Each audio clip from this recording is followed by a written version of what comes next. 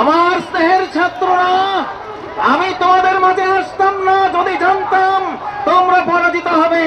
আমি জানি তোমরা বিজয় হবে ইনশাআল্লাহ। আমরা পরাজিত কাফেলায় যাই না, বিজয়ী কাফেলায় যাই। ডাক্তার ইউনূস সরকারকে বলতে চাই, সংখ্যা দিয়ে বিচার করবেন না,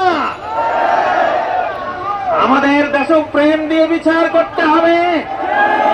আমাদের আত্মত্যাগ, আমাদের দিক বিজয় বীরত্ব দিয়ে বিচার করতে হবে। আমাদের সত্য দাবি দিয়ে বিচার করতে হবে। আমরা জানের বদলা জান নেওয়ার বিচার চাই। যারা আমাদের অতীতে জান নিয়েছে, বিচারিকভাবে তাদের জান নিতে হবে।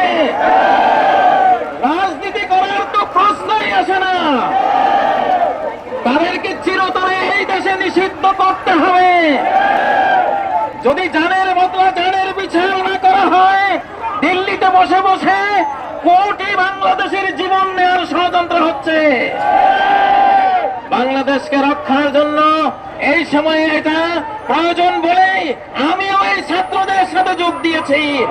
ডক্টর ইউনূস সরকার, এই যে ছাত্রদেরকে দেখছেন, আপনাকে উপহার দিয়ে গেলাম একটি বিজয়ী কাফেলা, একটি বাংলাদেশ বিজয়ী কাফেলা, একটি উপমহাদেশ বিজয়ী কাফেলা। আপনারা ভয় পাবেন না। আজকে এই শাহবাগে যারা আসবে, তাদের আগামী দিনের বাংলাদেশের রাজনীতির মঞ্চ নির্মাণ হবে। যারা আজকের এই ছাত্র সমাজের সাথে একাত্ম হবেন না, তাদের রাজনীতির কবর খনন হয়ে যাবে। বান্ডেল থাকলে প্রতি সেনমানিতে টাকা বাঁচবে। বিকাশ সেনমানি বান্ডিল কিনে জিতুন প্রতি লেনদেনে।